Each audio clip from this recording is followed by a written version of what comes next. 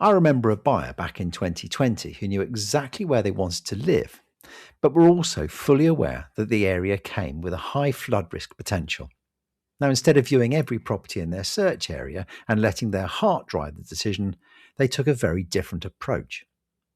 They paid for a flood report on every property that caught their interest, purely to double check the risk profile before viewing.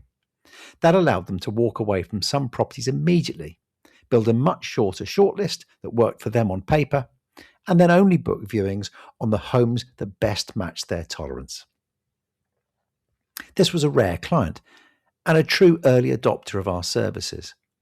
It was also one of the defining moments when I realised that we were genuinely delivering something of real value to home movers. I often look at news reports when major flooding events occur and ask myself the same question. Did those homeowners truly understand the risks when they bought? Or did they make those purchases blindly, completely unaware of the heartache, inconvenience and expense that lay ahead? I'd like to think that no one looks forward to being flooded or temporarily displaced from their home, but it happens far more often than people realise. So what should buyers be doing to avoid these risks? When we first launched it, and I'll be honest, we upset large parts of the search industry, our free-to-use postcode hazard checker quickly became one of the most visited pages on our website. Historically, alerts like these were only ever seen by conveyancers when they ordered searches several weeks into the transaction from their suppliers.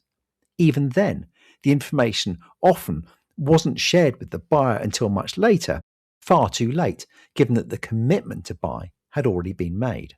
To me, this has always seemed completely ludicrous. This is critical decision-making information, yet it's hidden from buyers for weeks. Many conveyancers won't even order searches until they have a draft contract and a mortgage offer, by which point buyers have often already paid for surveys and mortgage reservation fees. What I advise all buyers to do is simple. Use our free hazard checker alert system at propertysearchesdirect.co.uk and have open conversations with sellers and estate agents at the point of viewing about any risks that show up. But here's the important thing to remember. Just because a property has never flooded does not mean it never will. Risk profiles change all the time. Climate change, new developments, changes to infrastructure, landscaping, and overwhelmed flood defences all affect how water behaves, and properties that were once considered safe can become vulnerable.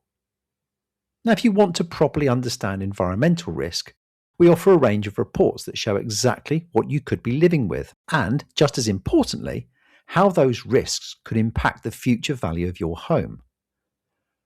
With growing pressure on sellers to disclose more information up front, which I see as a huge win for buyers, we're likely to see just how much environmental factors can influence property values. So make better, more informed decisions on your next move. Thanks for listening to this episode of Moving Home Uncovered.